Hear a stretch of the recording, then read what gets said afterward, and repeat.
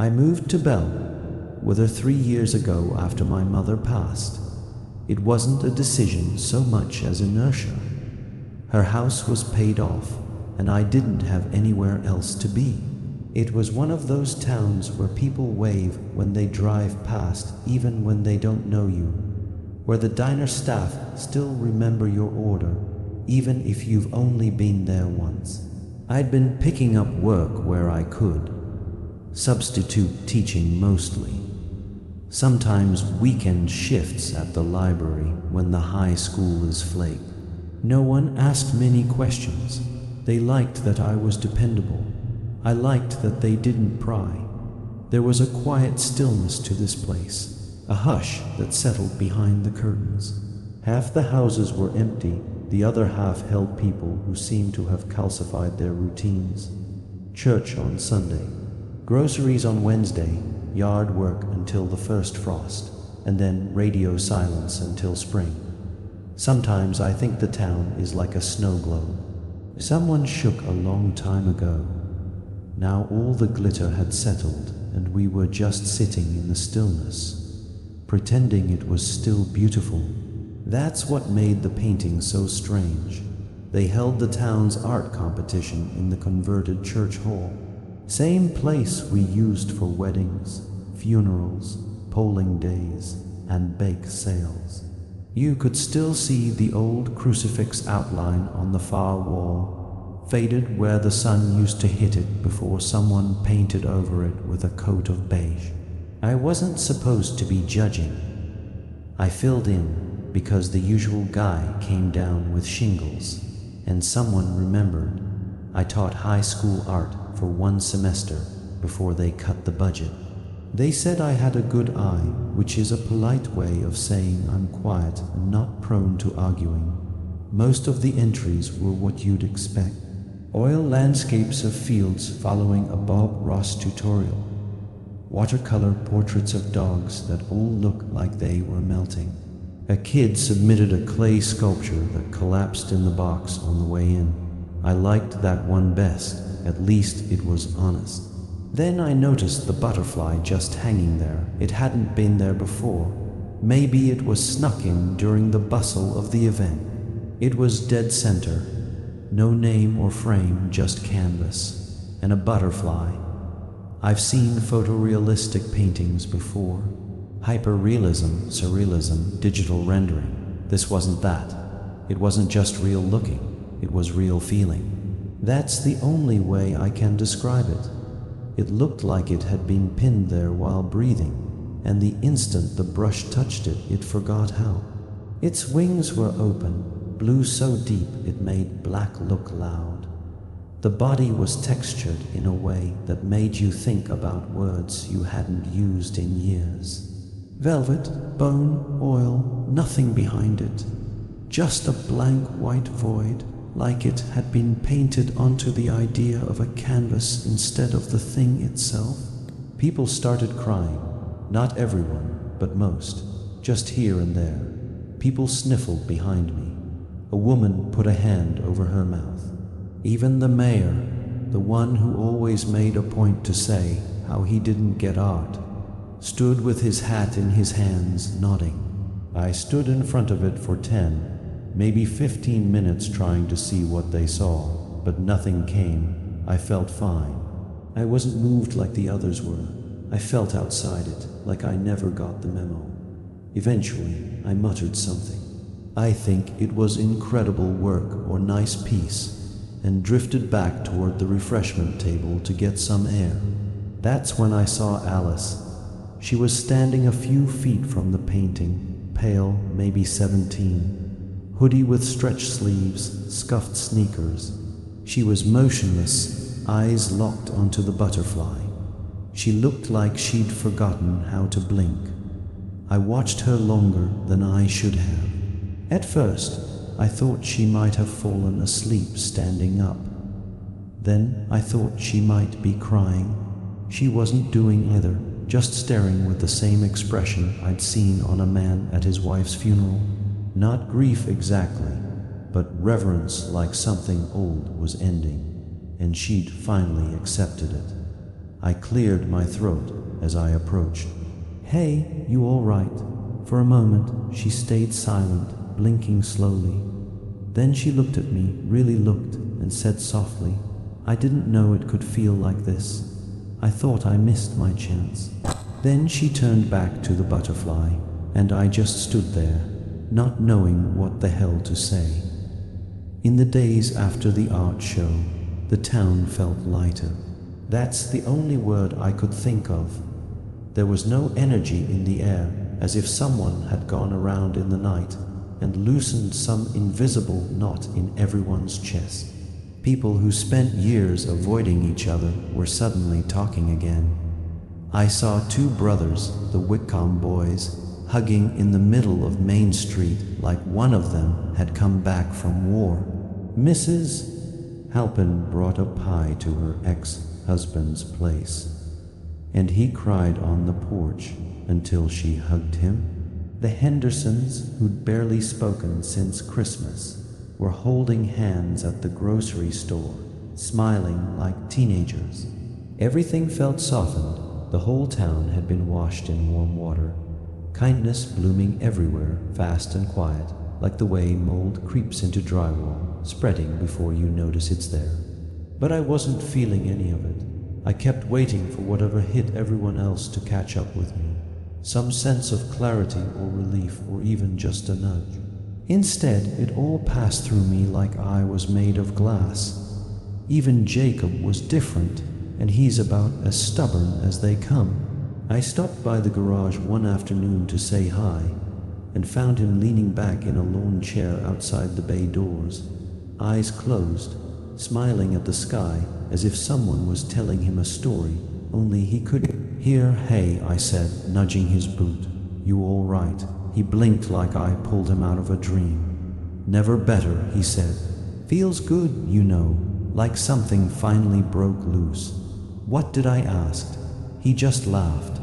A small private laugh that made me feel like I'd missed the joke. When I asked him about the painting, he smiled again and said, "It was something, wasn't it?" He looked past me like something across the street was calling him. I turned to look. Nothing was there. I walked home feeling hollow. It wasn't just the painting that bothered me now. It was me. Why hadn't I reacted like everyone else? What was wrong with me that I could look at that thing everyone else treated like a revelation, and feel absolutely nothing? That question kept bothering me long after I got home. Later that evening, as I was locking up the school after a PTA meeting, I heard footsteps echoing down the hall. It was Alice wearing the same hoodie with the same distant stare. But this time, her cheeks were flushed, and her eyes had that shimmering look I'd seen on half the town. She stopped in front of me, breathing like she'd run all the way here. "I didn't think you would choose me," she whispered. Her hands were trembling, but she didn't seem scared. More like she was overwhelmed. I haven't even told her I love her yet. "Who?" I asked. She glanced past me toward the doorway. Another girl, tall, blonde. One of the basketball kids was standing there, staring into the dim hallway with the same dreamy, softened expression most of the town had been wearing. Alice didn't answer my question. She didn't need to. She just smiled, small and shaking, and said again, "I didn't think it would choose me." I started noticing the gaps. That's how it felt. Like blank spaces in a song everyone else had learned the lyrics to. People would speak in low, tender tones, like they were sharing something sacred. But every so often, I'd see someone watching from a distance, unmoved, out of step, like me. The first was the man in the rusted car behind the hardware store. I'd seen him before, sure. Just one of those forgotten fixtures you stop noticing until you have a reason to. He never begged or spoke, just sat in the front seat of that sun-bleached Buick, windows fogged from the inside, watching the world pass. After the painting, the town shifted, softened like overripe fruit. But he didn't change at all. He just sat there, a statue in denim and dust. Once I passed close enough to catch his eyes through the glass. He was staring straight ahead, unblinking, as if waiting for a radio signal only he could hear. I raised a hand in an awkward half-wave. He didn't return it, just kept staring. Then there was the widow, Mrs. Laurie, who walked the cemetery each morning before dawn. Always the same path, the same 3 headstones. Her husband, her son, and someone else I didn't recognize. Most mornings I saw her from my kitchen window, dark coat trailing behind her like smoke, hands buried deep in her sleeves. After the butterfly showed up, I started watching more closely, wondering if, like everyone else, she'd stopped to stare at strangers with those new gentle smiles. But she didn't. She moved the same way, slow and ritualistic. She never looked up. I tried catching her eye one morning, brought her coffee in a paper cup. She didn't take it, just looked at me like I was interrupting a conversation I couldn't hear. And then there was Nathan. He ran the post office, usually polite, efficient, and dry as toast. I didn't know much about him beyond the story everyone knew. He had been alone his whole life, never found a partner in this small town.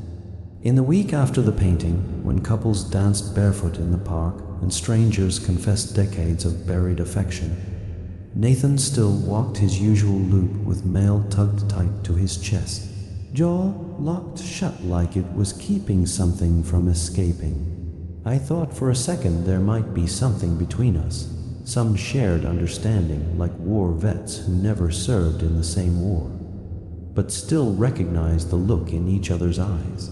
I tried to speak to him once, a throwaway line about how strange everything had gotten. He paused, nodded once, and walked away. The others didn't speak at all, barely above the bare minimum for conversation. I wondered if this is how I looked the whole time I was here. To me, I was laying low, being inoffensive. Was I just as sour as the others not chosen? I kept wondering if it was a coincidence or if we were all missing the same piece, something simple, something everyone else had that made them worthy of whatever this was. Eventually, I stopped one morning when I saw Mrs. Laurie sitting in the church pews. She wasn't praying, just sitting facing the blank wall where the painting had been. I sat a few rows behind her, let the silence stretch between us until I couldn't take it anymore. "Why aren't you like the others?" I asked, my voice barely carried across the empty room. She didn't look back, just shifted her gaze slightly upward toward the ceiling beam. "Because," she said softly, "there's no one left for me." It wasn't bitter, wasn't sad even. It was just the truth. And suddenly, the space inside my chest felt colder than it had all week. It started with the lights. People standing on their porches, faces lit by candles they hadn't held seconds before. I saw the first group from my window around midnight, 6 of them walking single file down Main Street. They weren't speaking, but they were humming something low and wordless, not a melody I recognized. It sounded more like a memory, passed mouth to mouth. The next night, there were more couples holding hands, parents with children, teenagers moving like they'd rehearsed the steps in some school auditorium long ago. And just now remember, choreography, they didn't look possessed. That's the part I kept coming back to. There was no glassiness in their eyes, no twitching or convulsing, no signs of strain. They looked grateful, calm, like they were doing exactly what they were meant to do. Alice was with them. She walked barefoot through the grass, arms loose at her sides, her face tilted up to the stars, like she expected to be lifted at any moment. She looked so alive and hurt to watch her. I followed some nights, stayed far enough back to pretend I wasn't spying. They never turned around, never acknowledged me. Then on the 4th night, I saw the dancers, middle of the town square, a man and a woman twirling slowly in the pool of light beneath a lamppost, their bodies close enough that you couldn't tell whose feet were leading. The man's shirt was soaked with something. I thought it was rain at first, but then I saw the dark streak trailing down from his eye. Blood, a slow, steady trickle, like a tear that got tired. No one seemed alarmed. People walked past without blinking. One man even clapped as if it were a performance. That's when I started writing it all down. Not for posterity, for sanity. I needed to make it make sense. Dates, names, times, descriptions, how many people, what they did, how long it lasted. But the more I tried to track it, the worse it got. It was like trying to trace smoke with a pencil. I gathered all my notes, thoughts, and theories and went straight to the authorities. But no matter how much I urged them to action, the sheriff just stared through me, a soft smile on his face. I think what angered me was how sincere it was. He wasn't mocking me, gone to whatever was going on. Nothing added up. I stopped writing and just watched. One night, I saw Alice sitting alone at the edge of the pond, her reflection trembling in the water. I decided to speak to her. She looked up when I got close, smiled soft and tired. "Why are you doing this?" I asked. Her smile didn't falter. She stood gently. Then she reached out and touched my cheek, not with pity, but with something that felt like an apology. "It must be so lonely," she whispered, "to have no one worth blooming for." And then she walked into the dark. And I just stood there still, not understanding whether she was trying to comfort me or mourn me. I went back to the church looking for Mrs. Laurie. I don't know why. Maybe because she was the only one who ever answered me without smiling, like she knew something I didn't. Or maybe because I still believed stupidly that there were a few of us left who hadn't changed and were still sane. The doors were open. Candles lined the pews like centuries. Wax pulled onto books no one was reading. I found her sitting in the same spot she always did, back straight, hands folded. I sat beside her, close enough that I could hear the quiet creak of her breath. She didn't look at me, not right away, just kept a gaze fixed on the far wall. I turned toward her. "What is it?" I asked. "What does it want?" She smiled. That was the first thing that told me something was wrong. It wasn't bitter or distant or hollow. It was radiant, lit from within, the way they all were once it touched them. Then she said so softly I almost missed it. "It finds what still aches," she whispered. "That's all it needs. A wound you've grown used to holding." Her voice had changed too in cadence, like it had been set to music I couldn't hear. She finally turned to look at me, and for a moment I thought she might take my hand. But instead she just said, "You never learned how to ache, did you?" Then she stood slow and graceful and walked up the center aisle, her fingers brushing each pew like a rosary. She had found the ache and I was alone again. And now I couldn't even trust the silence I shared with her. The others, the ones like me, had thinned out. The man in the Buick was gone. His car sat empty. Door left the jar like it stepped out for a moment and forgotten where he was going. Nathan had closed the post office early 3 days in a row. No one complained. I stopped by once and saw him through the back window, holding something small. But I couldn't shake the fact that it looked like a weapon. I kept wandering around like a tourist in my own life, watching, listening, wondering if it was too late to be chosen, wondering if I'd missed whatever subtle invitation had passed through everyone else's blood. One night, I found myself at the edge of the park, just beyond the lights. Couples walked barefoot in the grass. Teenagers sat in circles, head bowed, foreheads pressed together. You could hear quiet songs, not full melodies, just threads of harmony rising and falling in time with the breeze. I sat alone on a bench and tried to mimic it, the closeness, the warmth. I imagined someone sitting next to me. I tried to picture what it might feel like to have a memory that made your chest hurt in that beautiful, horrible way. But there was nothing there. It was like trying to start a fire with wet wood. Later at the cafe, I ran into Maya. I hadn't seen her in years, not since she graduated. She'd drawn quiet, strange things that made the other students nervous. Now she was older, settled, but still had that look like she was always 5 seconds ahead of the rest of us. She offered me a seat. We talked lightly at first, then slower. At some point, I told her everything, not just about the painting or the others, but the hollowness. The fact that I've been watching all of it from the outside, like a man pressing his face to the glass of a house he used to live in. She listened, really listened. Then she looked at me with something like sympathy, something like pity. "I think you want to be in love," she said, "but you never learned how." I didn't argue. She sipped a coffee, sit it down, and added, "And I think you don't want to be alone when it happens." "When what happens?" I asked.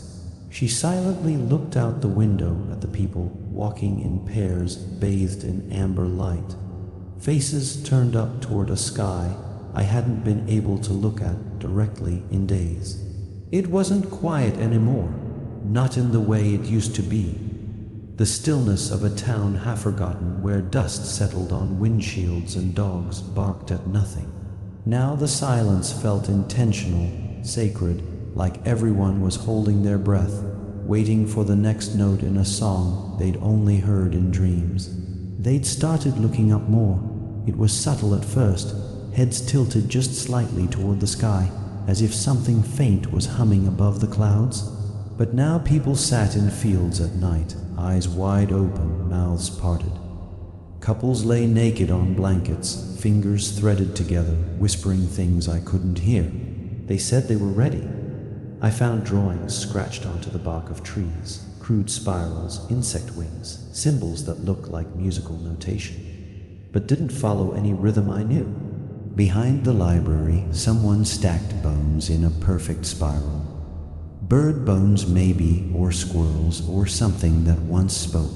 A few houses had windows open and candle light flickering like hearts beating in sync. I passed one porch where letters were being burned one by one into a metal basin. Love notes, I think, or maybe confessions.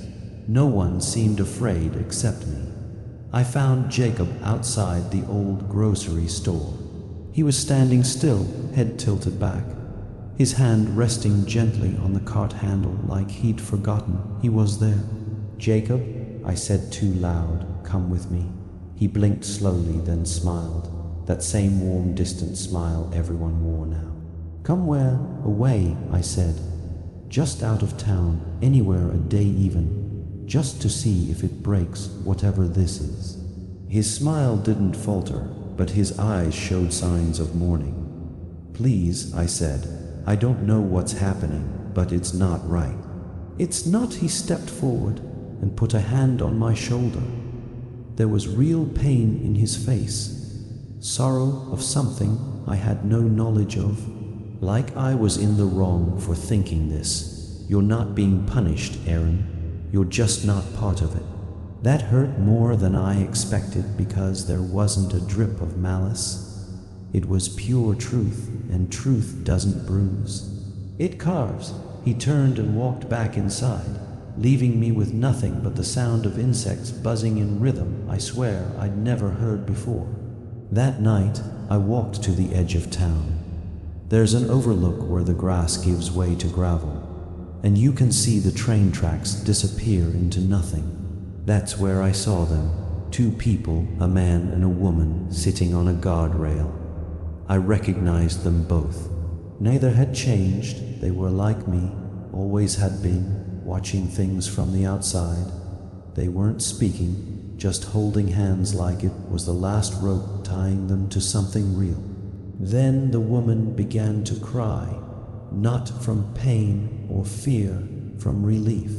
And the man, he smiled just barely, but it was the start of a smile that comes from surrendering to something beautiful you were once terrified of. I watched, heart hammering, as they began to succumb to the phenomenon. And for the first time since this all began, I felt something split in me. Grief because whatever they were becoming, it was never meant for me.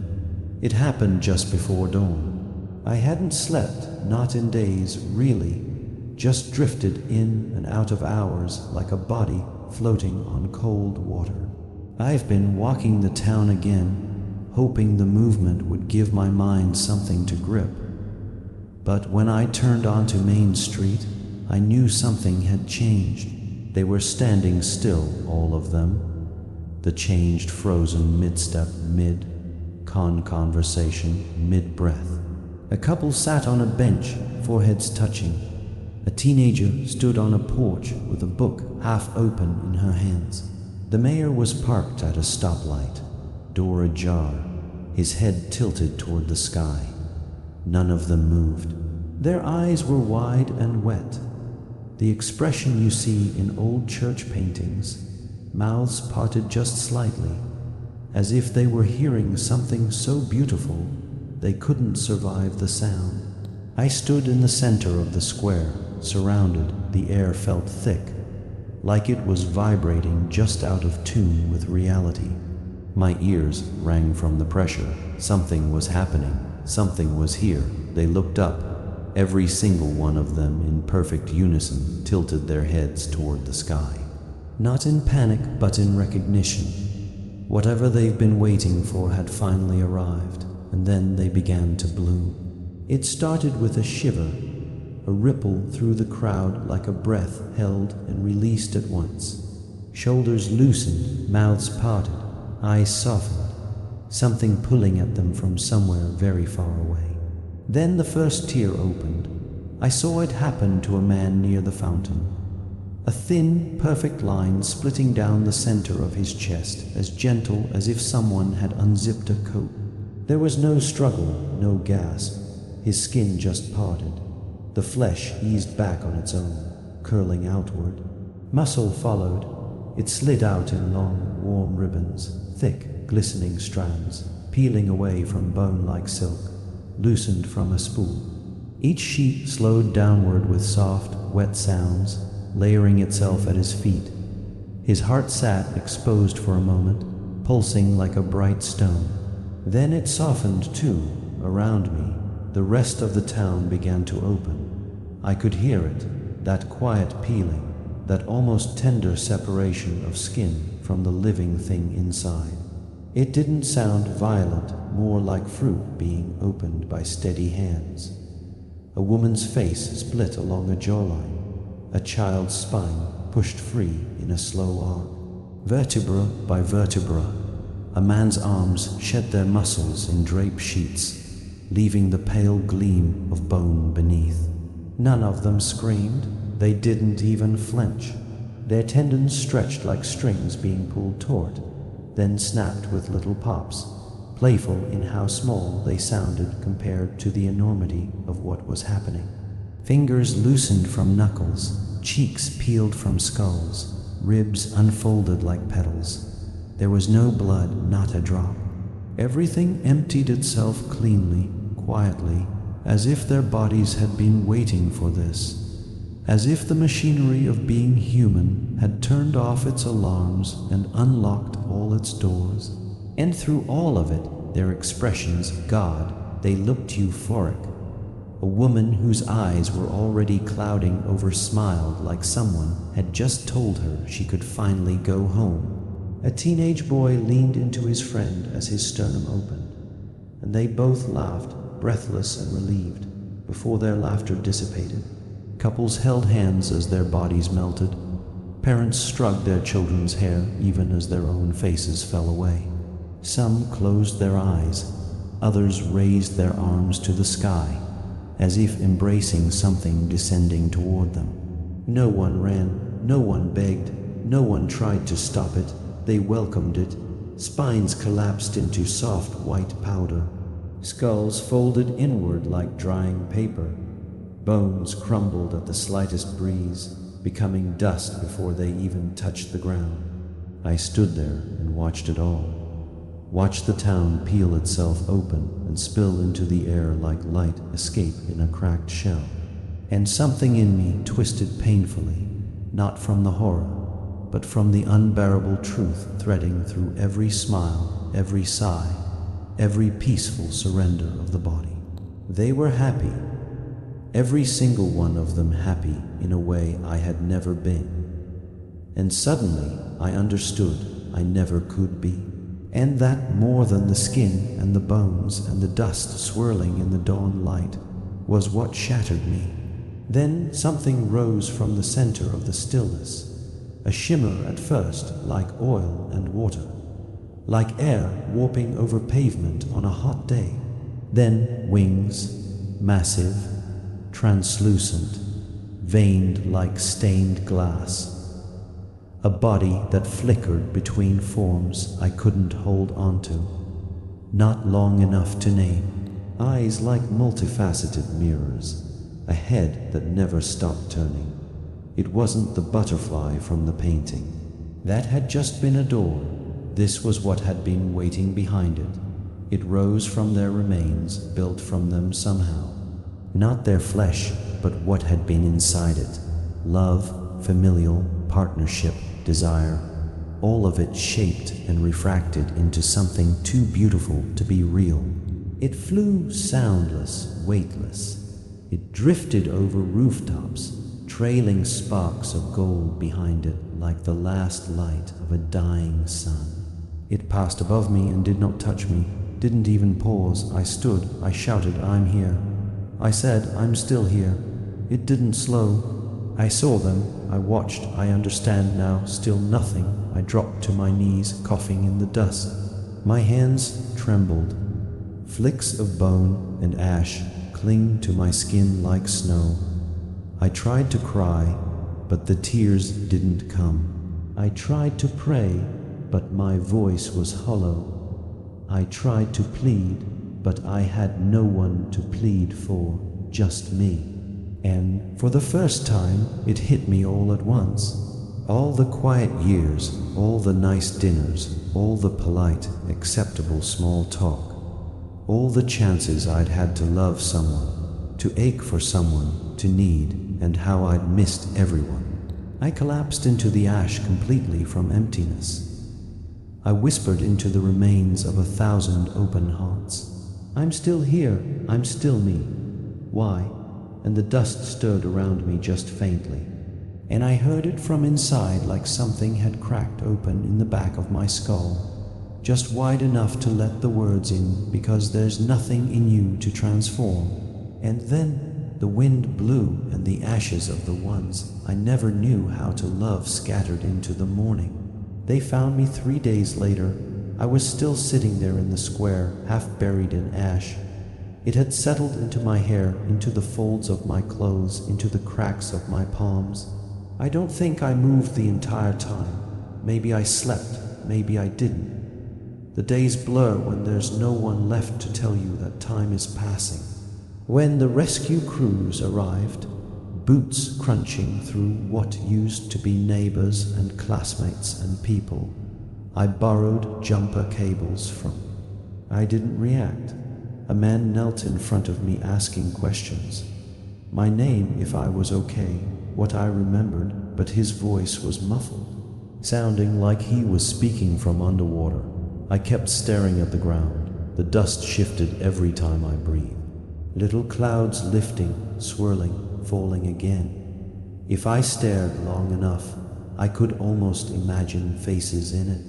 Not their faces, just the impression of all the love they carried, hovering for a moment before dissolving again. Eventually, someone asked what happened here. I thought about lying or saying I didn't know, but the truth rose in my throat before I could stop it. "They were loved," I said, my voice cracked. "That's why they got to leave. The man frowned at me. To him, it was nonsense. And maybe it was, but it was the only thing that made sense to me anymore. They weren't killed. They became something they had always been reaching toward. And I didn't. In the days that followed, they kept me in a hospital an hour out of town. Clean sheets, tiled floors, a window that looked out over fields that had never known what happened in bell weather. Nurses came and went. A psychiatrist sat by my bed and tried to get me to talk about trauma and mass hysteria. But every time I closed my eyes, I saw them. Alice's smile opening like a second sunrise. Jacob lifting his head to the sky as if greeting an old friend. The way couples held each other as their bodies unspooled into light. They weren't afraid. They weren't alone. They weren't left behind. That last one hurt the most. Because somewhere beneath the horror and the dust and the quiet gnawing loneliness, something else had taken root in me. Something I didn't want to name. I was jealous. Jealous that they had someone, anyone whose love reached deep enough that it could echo into whatever came next. I didn't, and that was why I remained. People keep calling me lucky. They say I survived, that I was spared. But every night when the lights dim, I lie awake in that hospital bed and wonder about the truth of it. The sharp, aching contradiction. If they're gone and I'm alive, I have another chance at love. But if I never had it to begin with, if no one ever felt that way about me, if I never felt it toward anyone, then is it even possible with this second chance? And if I did somehow learn to live this feeling, would I be whisked up into the sky? Or was that all just a one-off? Some mornings I hope the answer will come. Other mornings I hope it won't, because the world feels wrong with this knowledge. Too quiet, too flat, like someone drained all the color or turned off the part of the sky that used to watch back.